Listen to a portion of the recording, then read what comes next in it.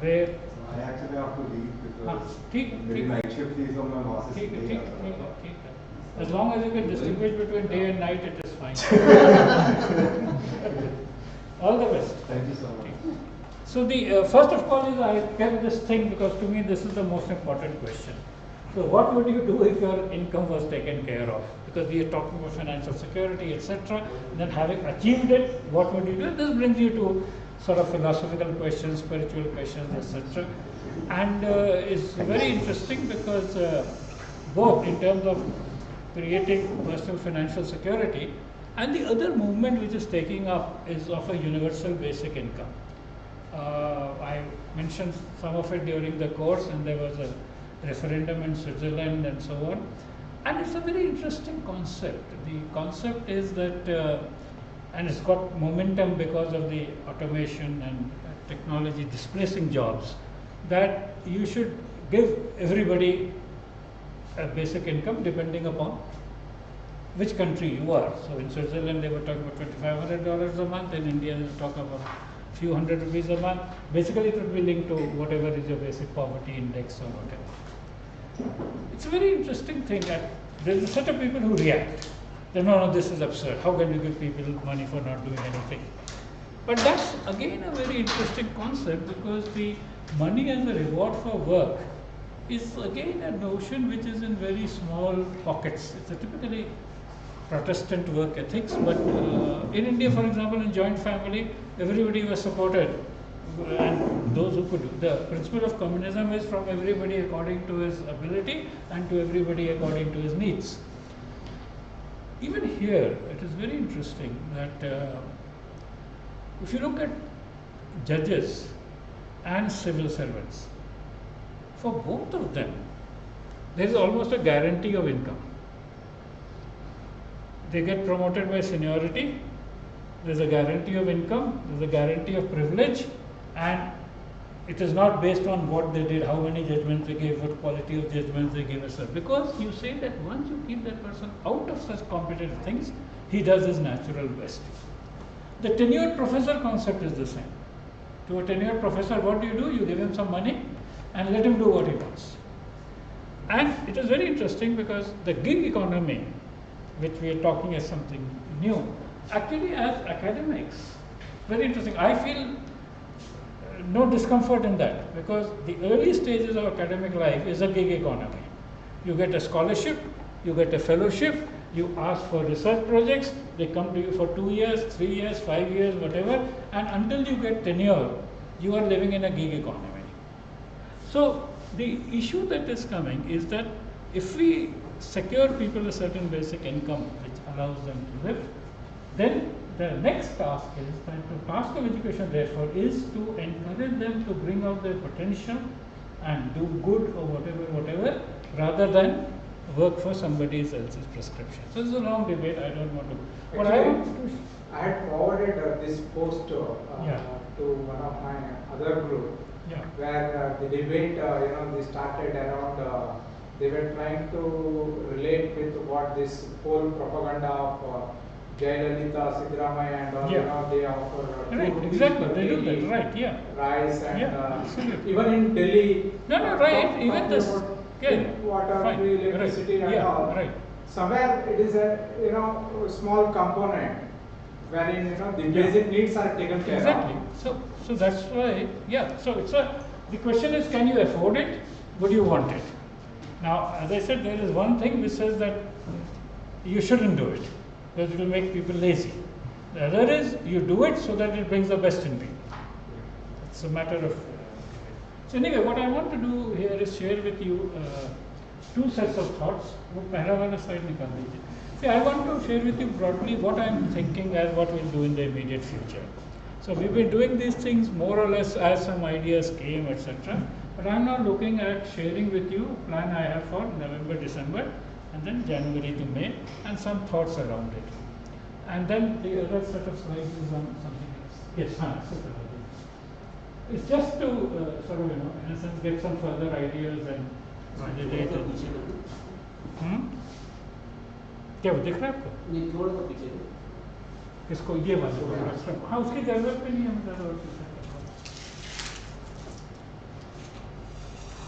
So basically I had some plans, so I thought I'll use this occasion to get ideas, and you don't need ideas from hundreds of people on this, just a few.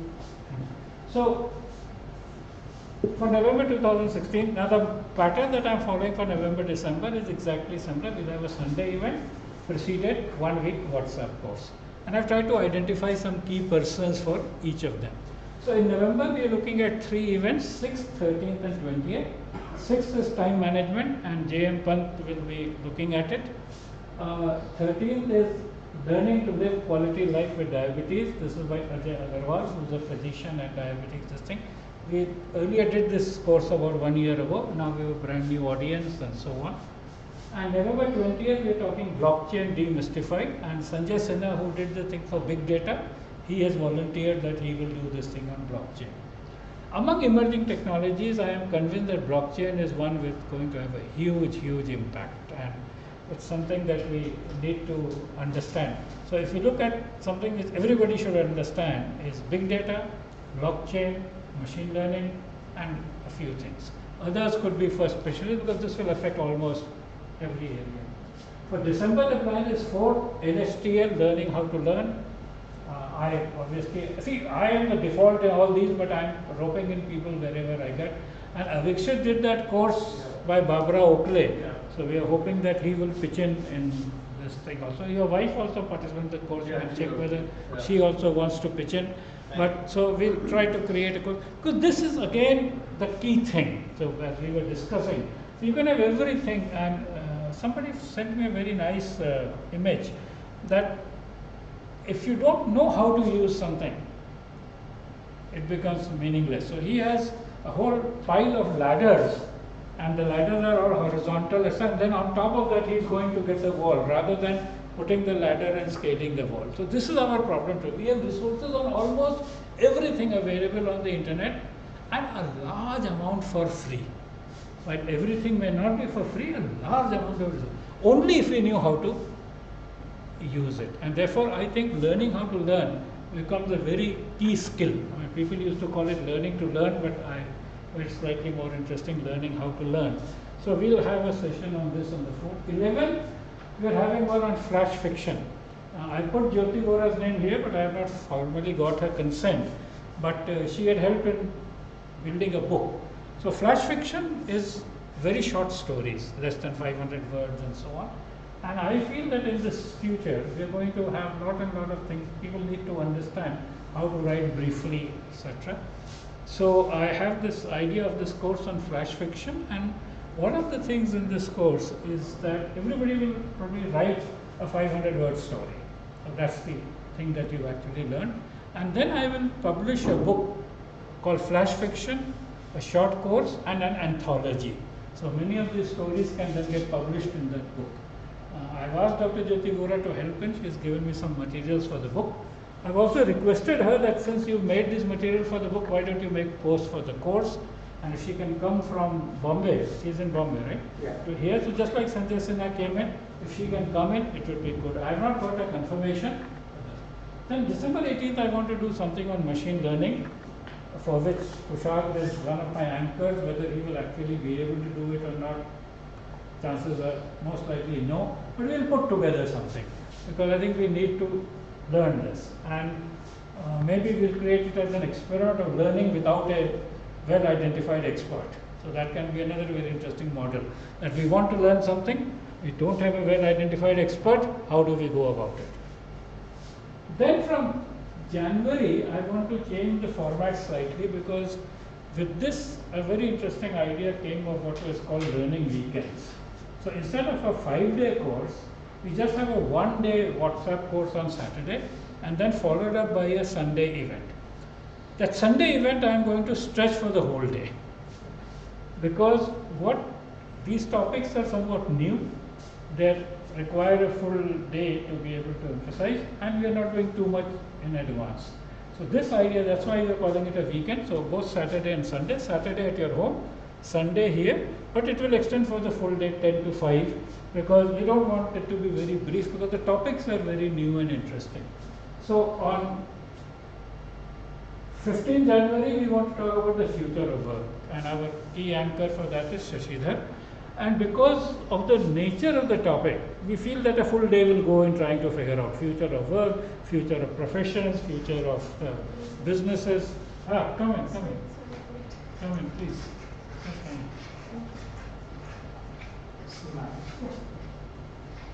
So just sit down. So we are just talking about our plans in some sense for this time.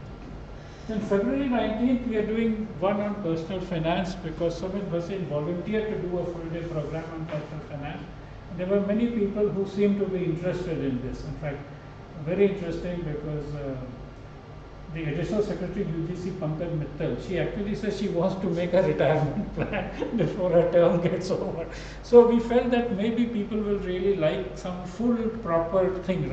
See, our course was more like principles. It was more like telling you in nutrition what is fat and what is protein and what is carbohydrate and so on. And you figure out for yourself. This will probably be more hands-on where you can actually say, this is what I want to do. And so I wanted that. 19th is becoming an independent educator, teacher trainer, which is our major interest. To some extent, what Naman was saying also is part of that. And Anupam Kaushik and Shashidhar Bhatt, I am seeing these two people as leading that. Last time we did this, Anupam had lots of very interesting ideas. Shashidhar anyway is doing this. So we thought we'll now create something with all our experiences can become really practical, that people can then after that start doing things. Then humor in the classroom, Pramod Joshi has almost been roped into it, but he has now volunteered. So we'll do one on humor in the classroom. We hope it will be quite interesting. And then I've come up with another interesting idea. So I've been thinking about, as I said, very fundamental issues. So like, as I said, learning to learn. So I'm saying this from my perspective. See, my perspective today is that I don't want to be on narrow subject-based stuff. So why I can teach maths and I can teach physics and I can teach computer science. I'm looking at what are the core issues that people have. And that's where we came with learning how to learn. I think thinking is a very important core issue. And for myself, I have adopted this phrase called fourth industrial age. So earlier I used to call them futuristic, timeless, this, that. But now I have started using the phrase fourth industrial age. So wherever I get a chance, I put education in the fourth industrial age, health in the fourth industrial age, professions in the fourth industrial age, whatever, it gives a concrete thing. And then I came to the conclusion that the most important thing is the transition of youth to the fourth industrial age. So if 18 years is the coming of age, then I have designed this course, or I am designing this course for 16 to 20, so 18 plus minus 2. Now, these people have very huge challenges at present time because their parents belong to a certain thing, their grandparents belong to a certain thing, their children, peer groups, parents also belong to, and they have to make this thing. And that's why I'm not talking of specific knowledge, but so the idea that, let us say, database driven decision making is more important than authority based. And things of that kind, and this becoming a self-learner, becoming this. So I've looked at the idea of this course. I shared this with some people quickly, and I've got already quite a bit response. So some people in Madurai have already said they want this for the students. And I thought that this might be the most useful thing we could do, to tell 16 to 20-year-old how to make this transition. And for those of you who might have read of it, the title is inspired by a book by a very famous anthropologist called Margaret Mead. She had a very nice book called Coming of Age in Samoa. And this was a very interesting thing. It was in fact the first time a discipline like anthropology got created, because there are neighboring disciplines like psychology and sociology and so on. But psychology, largely what you would do is you would do controlled experimentation to see what's the behavior pattern, and you'll use your data. But anthropology, you don't do controlled experiment. You've got people before you, and you have to observe them. And therefore some kind of ethnographic thinking, etc., came. And this whole issue came because when the American teenagers were having a lot of problems, people tried to see, is it because of the industrial age and the new environment which America has created? And Samoa was a relatively isolated environment. They wanted to see what happens when people grow up in different things.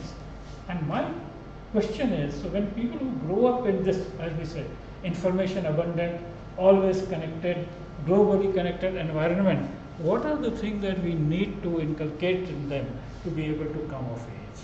So I am very excited about this. I am sharing this with you that I put Meenu Arora's name because she is the only psychologist I know in our group. But I'd be very happy if we can get it, because it's a very generic kind of a thing.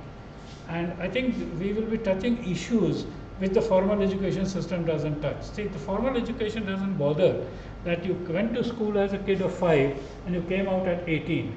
They're only saying whether you got CBSE or not, whether there was board exam in 10th or 12th or not. But what happened to you as you move from 5 to 18? I am saying as you move from 16 to 20, or you're quote unquote around 18 years of age, and you see all this happening before you, how does it affect you? How you should respond, whatever we think, and so on. So I'm very happy if you want to contribute and give ideas and so on. These are some other ideas which have been coming from time to time. I've just put them on record so that if we get volunteers or if somebody, now that we've got a fairly understood process of how to create a course. So Pankaj Mittal has volunteered to do a good living course. I haven't created a date for it. Effective learning habits, we think Jyotsna Fotedar could be doing it. Using emojis for effective communication, last time Rishabh touched upon it, but we thought some of the younger people could be useful. Learning contracts, this is very interesting. And learning contracts is a concept which has been occasionally used in the literature to emphasize the role of the learner in learning. So while the teacher is going to do whatever, the learner has also to commit himself to a certain kind of thing. This has been largely in the education literature, more like learning objectives, etc., and Bloom's taxonomy. But I think in future it is going to become even more important, because when you are going to set out to seek something, you would want to say, this is what I want to know. So after this, I want to be able to whatever. And Bloom's taxonomy was designed from an institution's perspective, that we want children to know these. Have you learned this? But here is completely different. And why it is interesting is because along with blockchains, you have a word which goes along with it called smart contracts and Ethereum and so on. So when you look at an education system driven by blockchains, you will end up looking at smart learning contracts as part of the educational system, and the blockchains recording that, and then of course whatever credits you give, etc. I think that's another interesting aspect. Unlocking the commercial value of mobile lifelong learning, again Anupam Kaushik and other volunteers. Techniques for active learner participation, Dr. Mustafa. Using KWLH, 4W's Manju. Importance of charity and philanthropy. I thought I would design a course on this. And then designing a 5-year family learning policy and an annual learning plan for every learner. These are some of the ideas which came up during our discussion. So I just thought, let me list it somewhere. At some point of time, if things get right, we will be able to create, or if there is an interest in this. So this will be in the first 5 months? No. This is just ideas. So the idea is to crystallize and then find a place. Yes. It's like saying in today's thing, when you launch a satellite, you have to say, where is the place for my satellite? So we will say, we'll figure out when it's going to come after July 2017. If we prepare it earlier, we can come earlier. KWLH? Huh? KWLH? Yeah, this is knowing, want to know, learning, how to learn, etc. Manju Arif talked about this. This is again part of learning strategy. I already know this, I want to know this, learn this, how did I learn it, whatever. So it's more on meta learning and so on. This is a thing which is again to me very important. I seriously want to look at this, computational thinking. See, if you recall in our generation, mathematics was considered very important because mathematical thinking helped people. So whether you went for management or engineering or even IAS or forest service, banking service, mathematical aptitude and this thing was important. And the reason was that mathematics allowed you to do some generalization and abstraction. So you could say the sum of the first n natural numbers and then n to n plus 1 upon 2, it becomes a very useful thing forever. or you could say y equal to mx plus c is equal to this lines, etc. So the reason mathematics was very useful was that it came. So also logical reasoning. Now, of course, you can explicitly talk logical reasoning separately, but what was the glory of mathematics yesterday is now replaced by computational thinking. And computational thinking, to quote, in fact, Janet Wing is a person who has introduced this phrase in a 5-page, 3-page letter to Association of Computing Machinery about 15 years ago. It's very interesting. When she was asked, when do you see this happen? Like many ideas we give, when do we see it happen? She said, not in my lifetime. But in 10 years' time, this has caught the fancy of many people, and people are realizing that this is a core competency that everybody needs to have, whether you are a computer programmer or not. And that's why I use the word interdisciplinary computational thinking. Traditionally, people call it computational thinking, and therefore it might go to people as if this is for computer science people. Yeah, but actually, SEMA has built a venture called as Practical Ground. Other day she was sharing on the group. Okay. So linked to basically to programming and the engineering part of these things. Yeah, I sent you that Hobbartson School of Engineering. It's a similar kind of model, so we are teaching people like how to think. Yeah. Coding is a skill, but first you need to solve the problem. Yeah, absolutely. It's a going, people are considering, okay, programming is just for building software. And that's why we are not innovating in that area. If you're not thinking it, we're just saying, okay. The only problem with your project is that you're giving it to the wrong people. See, I didn't say that. I was very tempted to say that. I said, you know, you are a computer person, garbage in, garbage out. So people that you've got is garbage. Whereas, so what my thought process is, we are going to introduce this at the school level. So at class 12 level, 9, 10th, 11, 12 is when we build them for the future in terms of problem solvers, thinkers, abstractors. We tried that for 7 months actually. We have been doing it for last 1 year. Yeah. It didn't work out because students were not interested. No, you see, the problem is why I think people who have passed university in India or engineering India are useless is that there are several things against them. First, their age is against them, right? Their parents are against them. They want them to get a quick job, right? There is no time to learn, no time to think. I'll share with you a story that I was on the board of IIT Delhi once upon a time, and they had an entrepreneur development cell, incubation center, and all that stuff.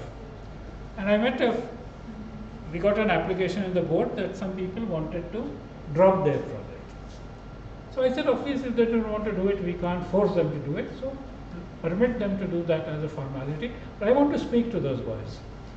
So I set up an appointment with those people and I asked them, why don't you want to do this? It was something to do with wireless networking and so on. I said, your advisor is B.N. Jain, who was very well known in networking. Later he became director of BITS Pilani also and so on. And said, so I thought of 3-4 ideas. I said the professor was too academic, it does not work. I said the idea itself has become irrelevant because something better has come up. Like, cellular phone became irrelevant because, pager became irrelevant because cellular phone came. It was a normal thing. He said, none of these. I said, what? He said, our parents are after our lives because there are marriage proposals coming. And they say, what is the boy doing? And we say, incubation center. They don't understand. They think he has not passed. It is something like detention or something, and they are calling it incubation. And then it occurred to me that people who have done their university education, whether bright or not so bright, they cannot spend time in doing real things. There's too much pressure on them to get a job or to get whatever, as you said, get a call center job or whatever, etc. To me, they are unsalvageable, except as individuals who are very committed for that. And then you will want money for that. So their parents won't give money. Say, "Itna paisa to Galgotia ko de aaye, ab isme kya hoga?" Right? So I started doing this entrepreneurship for class 12 people. So 9th, 10th, 11th, 12th kind of students. So we did it for Vellum Boys School for something. And these people, they don't have inhibitions now. So they can imagine, they can write a business plan, they could even make an elevator pitch and everything and so on. So these things have to be done at a younger age. The moment a person has passed the university, it is very difficult. There will be rare examples. And Can't you give them scholarships at that level? So that they can yeah, but then succeed you in need that? somebody who is enlightened enough to do that. See, then this has to be a government program. See, government program, like, you know, in the IIT used to do this QIP program where people used to come and do MTech from elsewhere. That's a different, that cannot be a private mission. And this thing. Even Unless then, it becomes a research laboratory that you. yeah, whatever. But you see, the point is in my view, the psyche becomes so bad that they just can't. See, firstly, they demonstrated that they were no good because they went to a bad engineering college, suffered that, etc., and they've been demoralized. It is not impossible. On an individual case, it may be possible to redo something, but as a group activity, it is extremely unlikely that they would do, because see, it is like the psychological traumas of children. A child who doesn't trust his parents is never going to be able to do this thing. So these people don't trust their educators, right? They have seen very bad engineering college, and I know what very bad engineering college is. So they've seen very bad engineering colleges, very bad teachers. So for them to trust you that you are actually going to do something good for them is extremely difficult. So that is the problem in such stuff. There will surely be a few exceptions, few people who have the capability who will come out, but this thing. So it's not a viable thing. And again, the other problem is you are preparing them for market. The market is so variable. See, you can prepare them for something, but there is no employer who needs them. So unless you prepare them for self-employment. So I am talking of doing same thing, coming of age while you are at school. Computational thinking while you are, because the future is not about preparing for a job. The future is about preparing for a role and find an opportunity and move on. So anybody who is preparing for jobs is likely to be disappointed because those jobs won't exist in those forms. And that is the thing. So this is something which I am looking at. I have spoken to Vimlesh, who's in Singapore, and she's agreed to be part of it because she has worked quite extensively on this. So what is the meaning of interdisciplinary? I mean, the reason I have written interdisciplinary is just to get them understand this is not computers only. See, if I write just computational thinking, then the arts people will say हमारे लिए नहीं है, literature people will say हमारे लिए नहीं है, biology people will say. Today, in fact, very interestingly, the impact of the fourth industrial revolution is going to be highest on healthcare. It's going to be highest on healthcare. It is going to be education, business, engineering will not change so much as healthcare will completely transform. And this is not my bias, this is opinion of experts from certain surveys that I did. See, everything is changing. Diagnostic is changing, pharmacy is changing, location dependent doctor. I don't need Naresh Trehan over here, Medanta. I have doctors from all over the world available to me. The whole thing is completely changed. And then you have IBM Watson, which does much better analysis than any doctor. So medicine is slated for a very, very fundamental change. I read a book, very nice book by Eric Topol. It's called The Patient Will See You Now. So the original thing is that the doctor will see you now. Now it is the patient will see you now, and you better be ready to answer everything which the patient has. And the title of the book is Patient Will See You Now. Subtitle is The Future of Medicine is in Your Hand. And he's one of those people who is doing this. Another very interesting area which I learned about this thing, I'm not bringing it here, but for those who are futuristic interested, is what is called synthetic biology. Synthetic biology will be a much greater industrial thing than all our manufacturing, etc., that we are talking about. And a lot of work is happening in that. The basic idea is just like in engineering, once you understood the world of atoms and molecules, you started creating things. Now they're talking of creating biological stuff. So tomorrow, you can actually send an email giving the DNA of the life form, and you can put it into something like a 3D printer and get whatever you want. A plant, an animal, a pet, etc., maybe a human being, whatever is all this thing. So it's completely now towards understanding. And to do some of this, quantum computing is being used because the amount of calculations are so large that we are using that. But these are too futuristic to be talked about over here. But health in the fourth industrial age is something else. So pause, no smile events in June and July, and the operative reason for that is that I hope to spend June in US and July in UK, and therefore, and then in August we will decide what will be the new version, how do we do it. So I just wanted to share this with you so that two things. One, if you have any ideas, you can give it, and if you want to volunteer for any courses, you can do that. Next. I have another short thing which I want to discuss with you to again give some idea. आपने हर्षल को phone कर दिया? I will quickly run through this and just leave it with you to think of the ideas.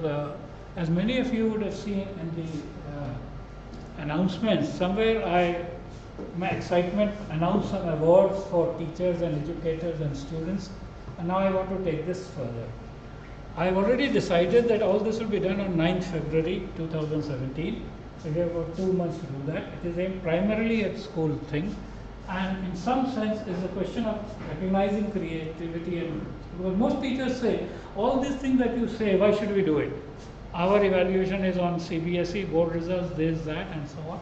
So anyway, quickly. So these are the 4 categories. One is Innovative Educational App Award to educators or students. Somebody asked whether professionals, independent people can do it or not. I don't want that. I want to encourage educators to make, just like I said, I would like to make an infographic. I want teachers to make educational apps. So I don't want somebody else. For them, there are other categories. You can go to the market. So teachers or students or teachers and students, that is the one. The second is innovative education. So in the classroom teaching, their job is teaching. Are they doing any innovation in that? Then award to parents. Actually, we've been doing this at a small scale. In some other event of ours, we used to do this. And then awards to students for creative expression. So the reason I'm sharing with you is that I've made these announcements, but I have to detail a little more. And if you have any suggestions on that, please feel free to mail, SMS, talk, whatever. So awards will be open to persons from any country, is not limited to India. The only constraint would be that any conversion, transfer to a foreign currency would be done in accordance with RBI guidelines. Because these are always mysterious, you don't know. So I just wanted to put that caution. Now, of course, it is very open. But a long time ago, a friend of mine was in All India Management Association. He did a collaboration with an Australian university and didn't bother to find out anything in advance. And he agreed, we'll pay you so much, so much. When he got all the money, RBI didn't allow him to remit it. And they got the impression that these people are cheats, they took all the money, etc., and so on. And one of my early days when I was in IGNOU, we had a UK collaboration. So I was aware of this. So what I said is, the UK thing, you prepare a pound draft, etc., which will go straight to them. The rupee thing will come to IGNOU. We did not even take that money, prepared the draft in that name. So all this is the only rider I want to give. Awards for work during the year 2016 will be given at 9th February. Further details have been given. Which day it is, sir? 9th February? 9th February will be a Thursday or some such thing. It's not a weekend. But we EduConvex. No, EduConvex is separate. That's in April. No. Yeah, so it's changed, but EduConvex this year is in April. And at one point of time, we gave that parent award with the EduConvex, but I want to now keep this separate from that. So Innovative Educational App Award for Educational App, I deliberately wanted to keep a prize which is significant. I think 1 lakh rupees is significant for a teacher, so that it shows that I really mean that. And the second prize will be 50,000. Apps may be on any platform, can either be submitted directly or if already available in the App Store or on Google Play, then simply a link may be given. A brief description of why the app is useful for better learning may be submitted. So we just want these issues as to how it is helping. It is suggested that applicants first explore well-known educational apps like Khan Academy, Grammarly, Duolingo, BGTC, and no awards may be given in this category if the jury feels that none of submissions are up to standard. Because I don't want any trivial stuff to be given just because it was there. It should be worthy of this thing. The jury is R.C. Sharma. You've met Malaysia, then Vimlesh is in Singapore, and P.V. Suresh is director, sources IGNOU. Rajiv Tyagi is a teacher, is associate principal in Mount Carmel, and Arul is in London. Then awards to school teachers for exceptional innovation in maths, physics, chemistry, biology, economics, business, computing, and entrepreneurship of about rupees 21,000 each. guidelines to be considered for this, there must be something that the forwarding principal thinks is worthy of being considered. So I am removing too much load on myself. I say everything will be forwarded by a principal, and that validates whatever it is, and the principal then considers it. This is important. It is not possible to lay down rubrics for innovation in advance, and no awards may be given in this category in a specific subject if the jury for the subject feels that none of the submissions are worthy of the award. Then parents recognition for 4 stages, and for this again what we do is we say principal is in touch with parents on the PTAs. Whatever they think is a good parent or the best parent in the school, they sit and they give 4 bullet points of what they are doing. So we don't want direct submission and trying to say what I am doing. No. Principal is interacting on the PTA. And then for children, this is something where I wanted to think of ideas. See, one of the problems is the same 4 stages. Now the issue is, how do I do it? Now what I've done is, I said, one, I'm giving you some guided examples. So you can do something of this kind. Other is, you are open to anything, and that will be done. Because somebody may say, I made a very great cake, or a food dish, or a pizza, or something, and I just don't want to say, no, this is not creative. I leave it for the principal to forward it if she thinks it is creative enough. But guided creativity I have given. So I have said, classes K to 5, make a drawing with crayons of a scene that you do not see now, but hope to see when you are likely to see when you grow up, ready to leave school. So how do they see the world changing in that sense? Guided task for class 6 to 8, write a poem of 12 lines of life without schools. So I'm sure they should enjoy something like that. So these are guided tasks, but they can choose anything else. For class 9 to 10, search on the internet and write a brief biography in about 200 words of any person who has influenced you greatly. This is not about your family, teachers, or people around you who are alive. And then for 11-12, read Martin Luther King's famous speech, I Have a Dream. And then read the stuff of the 4th Industrial Revolution to write, I Have a Nightmare. So I think at 11-12 they can be big enough to be able to do this, or they can do anything else. Procedure, all submissions will have to be forwarded to the principal or head of the institute. There will be a window for submission, start date 1st December, end date 31st December. But within this window, only a limited number of entries in each category will be accepted. This number is planned to be 100 now. We don't want too many. So let the principals filter, and we will look at 100 in each category and then select some of them. So I would want you, any ideas or suggestions, and these are welcome. So with this we'll break for tea, and after we come back from tea we will have Harshal there, and then you can all decide to engage with him in some sense.